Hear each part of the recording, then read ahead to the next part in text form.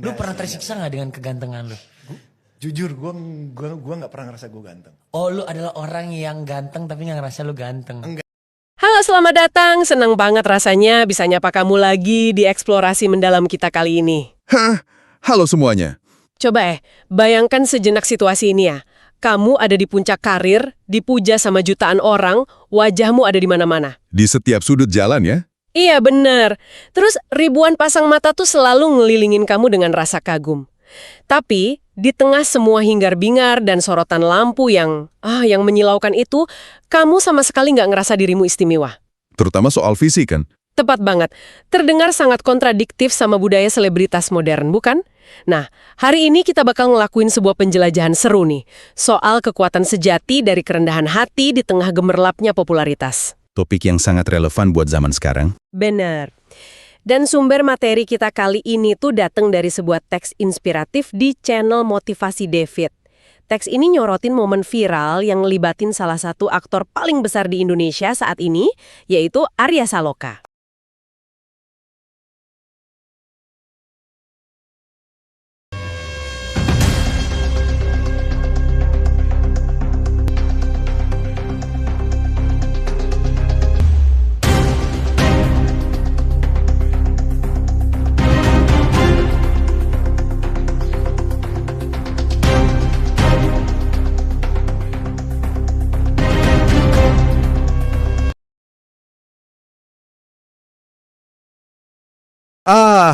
Arya Saloka, menarik.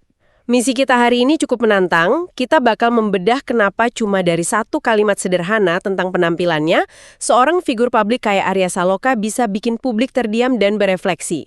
Dan yang paling penting, apa yang bisa kamu dan aku pelajari soal cara kita memandang diri sendiri dari kejadian itu. Oke, mari kita bedah ini. Topik yang luar biasa menarik. Dan jujur aja, ini diskusi yang penting banget. Nggak cuma buat mereka yang kerja di depan kamera. Tapi buat siapa aja yang setiap harinya harus berhadapan sama ekspektasi dan opini orang lain. Teks dari Motivasi David ini berhasil nangkap sebuah anomali psikologis yang cukup langka. Anomali gimana tuh maksudnya? Gini, kita kan hidup di era di mana validasi eksternal itu segalanya. Berapa banyak likes yang kamu dapat, atau pujian apa yang orang tulis di kolom komentar. Itu sering banget jadi tolok ukur nilai diri seseorang kan? Iya, kayak validasi itu jadi mata uang baru gitu ya. Betul. Tapi momen yang bakal kita bahas hari ini justru mendobrak pola itu. Ada semacam penolakan halus dari seorang Arya Saloka terhadap budaya narsisme yang biasanya nempel banget sama ketenaran. Tepat. Dan buat paham seberapa besar dobrakan itu, kita harus masuk dulu ke konteks kejadiannya. Boleh? Silakan diceritain. Jadi, berdasarkan sumber kita, momen ini terjadi waktu Arya Saloka hadir jadi bintang tamu di podcastnya Celos. Buat kamu yang sering nonton format wawancara kayak gini, pasti tahu persis lah gimana suasananya. Santai banget pastinya. Sangat santai, obrolannya ngalir kasual, penuh tawa, terus diselingin candaan tongkrongan khas dunia hiburan gitu. Nggak ada ketegangan sama sekali. Tapi terus, di tengah-tengah obrolan ringan yang nggak terduga itu, sang host ngelontarin sebuah pertanyaan yang menurutku terdengar simple, tapi sebenarnya tajam dan ngejebak banget. Pertanyaannya apa tuh? Dia nanya langsung ke Arya Saloka, kamu pernah merasa tersiksa nggak dengan kegantengan kamu? Wah, itu adalah tipe pertanyaan yang memang didesain secara spesifik buat mancing sebuah pengakuan. Kan? Susah banget jawabnya. Dalam dinamika wawancara figur publik, apalagi di industri hiburan, pertanyaan soal fisik atau daya tarik tuh biasanya bakal ngegiring narasumber ke dalam dua lorong jawaban. Oke, lorong pertama apa? Lorong pertama, mereka bakal jawab dengan rasa percaya diri yang meluap-luap. Mungkin sedikit bergurau ngakuin betapa merepotkannya punya wajah yang selalu diperhatiin. Kayak, aduh, iya nih repot banget digilai banyak orang. Hahaha, iya sering banget denger jawaban kayak gitu. Terus orang keduanya? Lorong kedua, dan ini yang paling sering terjadi. Mereka bakal ngerespons dengan kerendahan hati palsu, atau istilah psikologisnya, false modesty. Oh, yang pura-pura merendah itu ya? Betul, mereka pura-pura bilang, masa sih biasa aja kok. Tapi dari bahasa tubuhnya kelihatan jelas banget kalau mereka nyerap dan nikmatin pujian itu sepenuhnya. Kelihatan tersanjung banget gitu ya aslinya? Iya. Dan publik tuh biasanya udah memprediksi alur ini. Nah, mari kita skeptis sebentar di sini. Sebagai pendengar, mungkin kamu juga mikir kalau di dunia hiburan, wajar dong kalau seorang aktor udah nyiapin jawaban standar atau taktik PR buat kelihatan rendah hati. Biar makin disukai publik kan? Benar, publik pasti nunggu jawaban yang entah arogan atau merendah tadi. Tapi bukan yang masuk ke salah satu dari dua lorong yang kamu sebutin tadi, jawaban yang keluar dari mulut Arya Saloka bener-bener ngentimin ekspektasi itu. Dia jawab apa? Dengan ekspresi wajah yang super biasa, rileks, dan nada yang luar biasa jujur, dia cuma jawab satu kalimat pendek. Aku nggak pernah merasa aku ganteng. Wow. Cuma gitu. Aku nggak pernah merasa aku ganteng. Yang sangat menarik di sini adalah realita bahwa kalimat itu diucapin tanpa ada beban emosional atau intensi buat mancing simpati. Nggak ada unsur caper ya. Sama sekali nggak ada. Mari kita bedah lebih dalam dari sisi psikologis. Arya Saloka nggak sedang lakuin fishing for compliments. Dia nggak mancing orang buat bilang, tapi kamu ganteng kok. Iya, nadanya netral banget soalnya. Nah, itu kuncinya. Dia cuma nyampein sebuah fakta internal soal gimana dia memandang dirinya sendiri. Di tengah ekosistem yang tiap detik ngasih dia validasi fisik, Arya Saloka nunjukin apa yang dalam psikologi disebut internal locus of control yang kuat. Locus of control, bisa dijelasin sedikit? Artinya, kendali atas identitas dirinya itu ada di dalam dirinya sendiri, bukan ditentuin sama label yang ditempel sama jutaan penggemarnya. Wow. Dia nolak apa yang kita kenal sebagai identity foreclosure, di mana seseorang tuh main terima aja identitas yang dibentuk sama lingkungan sekitarnya. Disinilah bagian yang sangat menarik. Karena pernyataan aku nggak pernah merasa ganteng itu kayak sebuah paradoks kalau kita benturin sama realita di lapangan. Sangat paradoks. Teks dari motivasi David ini dengan gamblang ngingetin kita soal betapa masifnya popularitas Arya Saloka. Penggemarnya tuh tersebar dari ujung ke ujung Indonesia. Benar, sejak sinetron fenomenal itu kan? Tepat, sejak dia bintangi sinetron itu, wajah Arya Saloka jadi standar daya tarik buat banyak orang. Dia ada di layar kaca, di billboard, di tiap sudut media sosial. Di mana-mana ada dia. Jadi, untuk figur dengan tingkat exposure visual dan puja-puji setinggi itu, mengatakan dengan tulus kalau dia nggak merasa tampan, itu tuh kayak melawan arus deras gravitasi popularitas. Sangat betul. Dan itu bawa kita ke fenomena yang sering disebut efek halo atau halo effect. Efek halo. Gimana tuh kerjanya? Dalam dunia psikologi sosial, halo effect itu terjadi waktu kita ngelihat satu karakteristik positif pada seseorang. Dalam kasus Arya Saloka, tentu aja ketampanan atau pesona fisiknya. Nah, dari satu hal itu, kita secara otomatis berasumsi kalau orang tersebut juga punya kualitas positif lainnya di segala aspek hidupnya. Oh, jadi mikirnya kalau dia ganteng pasti dia baik, pinter, dan lain-lain. Betul sekali.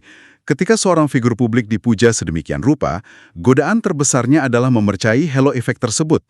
Mereka rentan jadiin ketampanan sebagai inti dari harga diri mereka. Tapi dia nggak gitu ya? Tidak. Arya Saloka nunjukin kecerdasan emosional yang brilian.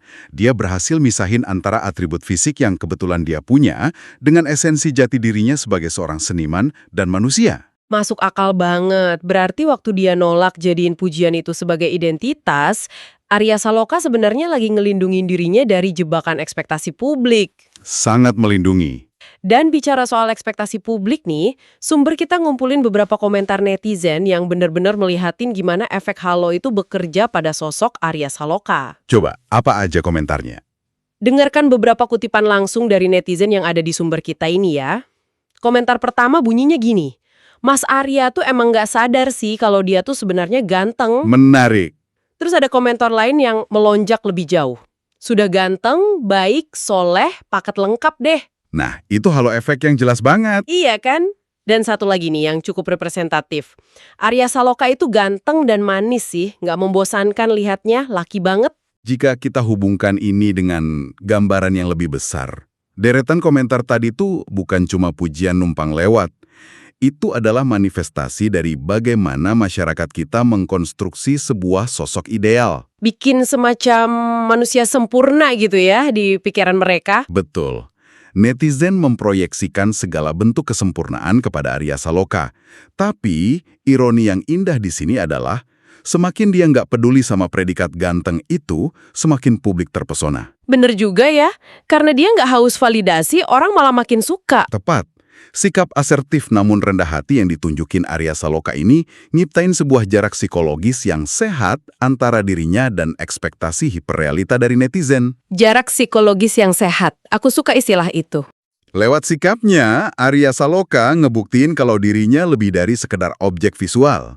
Dan harus diakui, konsistensi buat tetap membumi di saat ribuan suara tiap hari neriakin kalau kamu tuh paket lengkap, itu ujian mental yang luar biasa berat.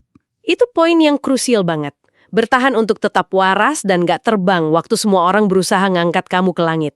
Gak banyak yang bisa ngelewatin fase itu tanpa kehilangan jati diri. Lalu gimana caranya Arya Saloka bisa ngimbangin hal ini tanpa kelihatan seolah-olah dia lagi ngebenci dirinya sendiri? Maksudnya gimana? Iya, kadang-kadang kan ada orang yang ngerespons pujian itu dengan toxic self-depreciation. Mereka merendahkan diri secara ekstrim sampai bikin orang lain ngerasa canggung. Oh, yang berlebihan itu ya? Iya, misalnya direspon dengan, aduh apanya yang ganteng, mukaku hancur begini, itu kan malah bikin aneh. Tapi dari catatan sumber kita, Arya Saloka nggak ngelakuin itu kan? Enggak. Dan perbedaan antara kerendahan hati yang sejati sama toxic self-depreciation itu sangatlah tajam. Gimana bedanya? Toxic self-depreciation itu sering banget berakar dari rasa tidak aman atau insecurity yang mendalam.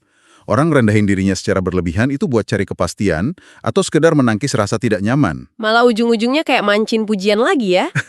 Benar, sikap itu justru narik lebih banyak perhatian pada kekurangan. Sebaliknya, apa yang dilakuin Arya Saloka itu bersikap netral. Netral? Iya, dia nggak menjelek-jelekan fisiknya, tapi dia juga nolak untuk menjadikannya sebagai pencapaian utama. Netralitas inilah yang sangat menenangkan. Ah, aku paham. Dengan bilang dia nggak pernah ngerasa ganteng, Arya Saloka menggeser fokus percakapan dari seperti apa rupa saya menjadi apa yang saya kerjakan. Menggeser fokus ke apa yang dikerjakan. Aku rasa ini nih, inti dari daya tarik yang tak kasat mata itu. Sepakat. Jadi, apa arti dari semua ini? Sumber dari motivasi David menyoroti bahwa pada akhirnya Arya Saloka cuma fokus bekerja. Dia fokus pada karyanya dan ngebiarin orang lain bebas menilai dengan cara mereka sendiri. Dia melepaskan kontrol atas narasi publik. Benar. Arya Saloka nggak berusaha mengontrol narasi soal ketampanannya. Dia melepaskan beban yang sebenarnya nggak perlu dia pikul. Dan secara psikologis, melepaskan kebutuhan akan validasi eksternal itu pastinya membebaskan banget kan? Sangat membebaskan. Dan disinilah kita nemuin makna sejati dari kepercayaan diri. Momen ini benar-benar mendefinisikan ulang apa itu confidence. Karena biasanya orang mikir percaya diri itu harus yang selalu tampil dominan ya. Betul, masyarakat kita sering salah ngartiin. Dianggapnya orang yang percaya diri itu yang selalu mendominasi ruangan, membusungkan dada, atau terus-menerus mempromosikan kelebihan mereka. Padahal nggak harus gitu. Sama sekali nggak. Arya Saloka nunjukin kalau bentuk kepercayaan diri yang paling tinggi justru adalah ketenangan. Kepercayaan diri sejati adalah ketika kamu merasa cukup dengan dirimu sendiri sebagai manusia biasa. Merasa cukup, itu kata yang kuat. Sehingga, kamu nggak lagi butuh label eksternal kayak ganteng, hebat, atau sempurna cuma untuk merasa utuh. Bener-bener ngubah perspektif ya. Percaya diri bukan berarti merasa lebih unggul dari orang lain, tapi justru kenyamanan buat nerima kenyataan kalau kita cuma manusia biasa. Tepat. Dan ini nganterin kita pada hikmah paling mendalam dari materi yang kita bedah hari ini. Sumber kita menggarisbawahi sebuah prinsip yang menurutku wajib banget kita ingat. Prinsip yang mana tuh? Hikmahnya adalah, ketika seseorang tidak terbuai oleh pujian, ia akan tetap kokoh saat kritik datang menghampiri. Wah, itu luar biasa. Aku ingin kita ngali kalimat ini lebih jauh, karena ini kerasa kayak sebuah formula rahasia buat bertahan hidup di era modern. Itu adalah kalimat kunci yang merangkum keseluruhan nilai dari kerendahan hati. Mari kita lihat mekanismenya. Silahkan. Pujian dan kritik itu pada dasarnya adalah elemen yang sama. Keduanya hanyalah opini orang lain. Dua sisi dari koin yang sama ya. Betul. Jika kamu mengizinkan pujian masuk terlalu dalam dan mendikte harga dirimu, maka kamu otomatis memberikan izin yang sama kepada kritik untuk menghancurkanmu. Ah, masuk akal. Kalau kita terbang karena dipuji, kita bakal jatuh kalau dicaci. Tepat sekali. Seseorang yang terbang tinggi cuma karena dipuji orang, akan jatuh berkeping-keping saat orang yang sama mulai melontarkan cacian. Dalam profesi Arya Saloka, atau bahkan dalam kehidupan kita sehari-hari di media sosial, gelombang pujian dan kritik bisa berganti arah cuma dalam hitungan jam. Berarti waktu Arya Saloka bilang, aku nggak pernah merasa ganteng, dia sebenarnya lagi ngebangun sebuah sistem pertahanan. Persis. Seperti yang digambarin di teks kita, kerendahan hati adalah benteng terkuat dalam menghadapi sorotan publik. Kalau dibayangin, benteng ini sifatnya nggak agresif. Dia nggak nyerang opini publik, tapi dia nahan hantaman. Penjelasan yang sangat akurat. Ketika Arya Saloka nggak ngiket identitasnya pada ketampanannya, maka suatu saat nanti kalau ada orang yang kritik fisiknya, kritik itu cuma bakal memantul dari benteng tersebut, karena egonya nggak ada di situ. Benar. Luka ego nggak akan terjadi, karena dari awal ego itu memang nggak pernah diletakkan di sana. Analogi benteng itu sangat brilian. Dan harus diingat, itu butuh latihan kesadaran atau mindfulness yang berkelanjutan. Nggak bisa cuma sekali ya. Nggak bisa. Arya Saloka menyadari bahwa pujian tentang fisiknya itu sekedar bonus dari profesinya, bukan hasil dari karakter moralnya. Ketika kamu misahin nilai dirimu dari atribut eksternal, kamu menjadi kebal. Menjadi kebal. Dan inilah alasan kenapa publik bereaksi begitu positif terhadapnya. Di bawah sadar, masyarakat kita itu sebenarnya udah sangat lelah sama kepalsuan. Lelah dengan filter dan upaya terus-menerus buat tampil sempurna di dunia maya. Iya, capek banget rasanya harus selalu kelihatan sempurna. Nah, ngelihat seorang mega bintang sekelas Arya Saloka yang bisa dengan santai mencopot mahkota kesempurnaannya dan naruh itu di meja, itu ngasih rasa lega buat siapapun yang lihat. Kayak dikasih ruang buat napas ya. Betul. Sikap itu secara nggak langsung ngasih kita izin untuk juga menjadi manusia biasa. Memberi kita izin untuk menjadi manusia biasa itu merangkum semuanya dengan sangat indah. Sangat indah. Dan sekarang, aku mau ngajak kamu yang lagi dengerin eksplorasi ini buat ambil jeda sejenak. Coba refleksikan ini ke dalam hidupmu sendiri. Pertanyaan yang bagus buat diajukan ke diri sendiri nih. Kita mungkin bukan aktor besar kayak Arya Saloka. Kita mungkin nggak disorot jutaan kamera. Tapi dalam skala yang beda, entah itu di kantor, di kampus, di lingkungan pertemanan, atau di media sosial, kita semua pasti berhadapan dengan pujian dan validasi. Pasti itu. Gimana cara kamu ngerespon waktu ada seseorang yang memujimu setinggi langit? Apakah secara diam-diam pujian itu bikin kamu ngerasa sedikit lebih superior dibanding rekan-rekanmu? Atau sebaliknya, Nah, ataukah pujian itu justru jadi beban karena kamu merasa harus terus mempertahankan citra sempurna tersebut? itu adalah tantangan yang nggak mudah buat siapapun.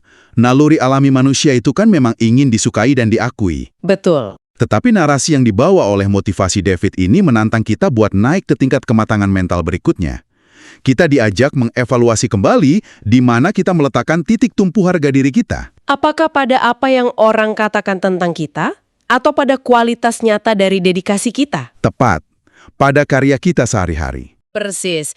Dan kisah Arya Saloka ini ngasih bukti nyata kalau daya tarik atau pesona yang paling awet, yang gak akan lekang oleh waktu atau perubahan fisik, adalah pesona yang lahir dari hati yang rendah.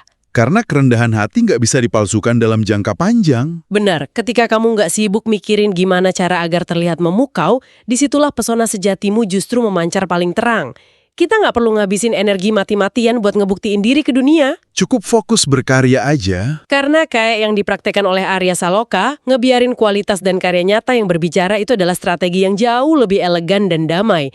Momen viral dari podcast tersebut mungkin tampak kayak obrolan lewat aja, tapi hikmah yang bisa kita bawa pulang masif banget. Sebuah pengingat abadi ya. Betul, pengingat abadi buat selalu menjejakkan kaki kuat-kuat di bumi, tak peduli setinggi apapun pencapaian, popularitas, atau sanjungan yang berhasil kamu raih dalam hidup ini.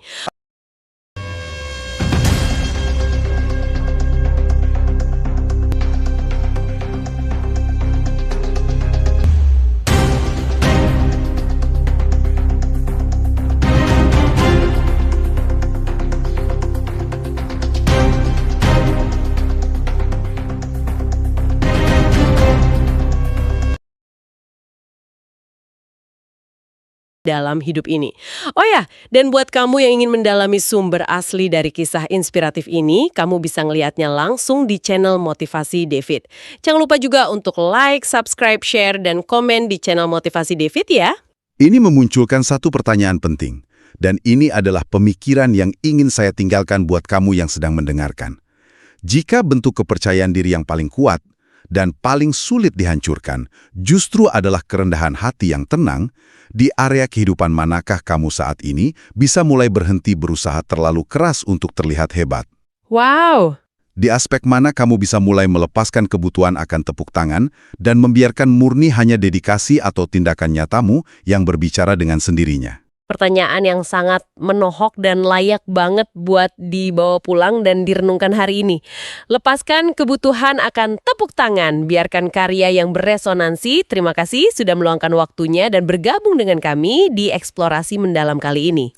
Senang bisa berbagi. Sangat menyenangkan bisa membedah wawasan psikologis dan pelajaran hidup yang luar biasa ini bersama kamu.